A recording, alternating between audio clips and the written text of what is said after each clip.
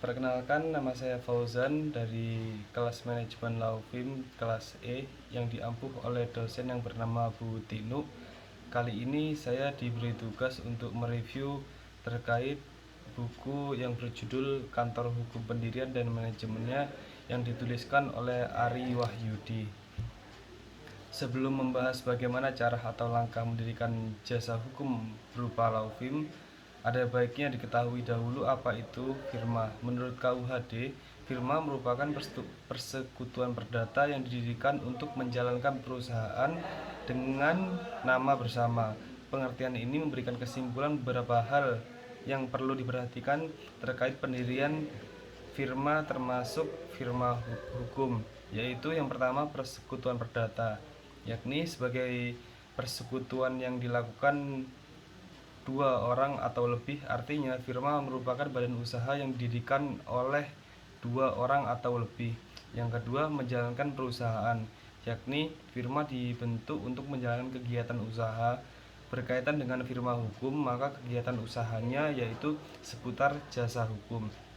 Yang ketiga, nama bersama. Maksudnya di sini adalah firma didirikan atas nama bersama. Sebagai contoh, jika pendirinya adalah Bruto atau Risa, maka nama firma yang diberikan adalah Persekutuan Firma Bruto dan Risa.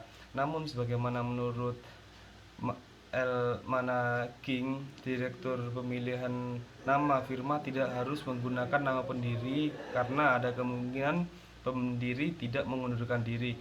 Oleh karena itu, nama firma harus dipikirkan serius karena berpengaruh kepada klien. Yang selanjutnya saya akan menjelaskan terkait cara mendirikan kantor hukum atau yang biasa disebut oleh Laufim.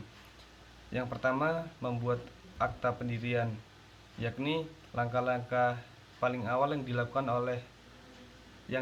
adalah dengan membuat akta pendirian di notaris.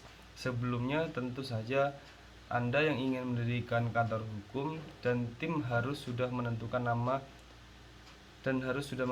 namanya sesuai dengan pasal 26 KUHD. Terdapat 5 hal yang harus diperhatikan, yakni nama kecil, pekerjaan dan tempat tinggal, nama perseroan. Yang kedua, pernyataan firma, apakah perseroan umum atau hanya terbatas pada suatu mata perusahaan yang khusus. Yang ketiga, penunjukan pada persero yang tidak diperkenankan bertanda tangan atas nama firma. Yang keempat, kapan saat mulai berlakunya perseroan dan saat berakhirnya. Yang kelima, menentukan hak-hak pihak ketiga terhadap para persero. Poin yang kedua, pendaftaran akta pendirian firma di Kementerian Hukum dan HAM. Setelah akta pendirian dari notaris, maka selanjutnya akta didaftarkan kepada Kementerian Hukum dan HAM. Hal ini sesuai dengan peraturan terpadu Permenkumham nomor 17 tahun 2018 tentang pendaftaran persekutuan komanditer, persekutuan firma, dan persekutuan perdata.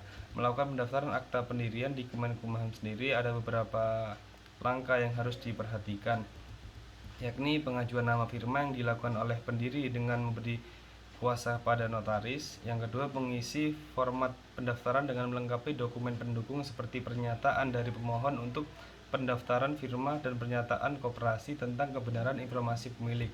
Yang ketiga, yakni poin yang terakhir, membuat NPWP, nomor pokok wajib pajak atau yang biasa disingkat NPWP, merupakan salah satu syarat wajib pendirian firma termasuk firma hukum. Pengurusan NPWP bisa dilakukan di kantor pajak tempat persekutuan firma berdiri. Demikianlah informasi yang dapat saya sampaikan, kurang lebihnya mohon maaf.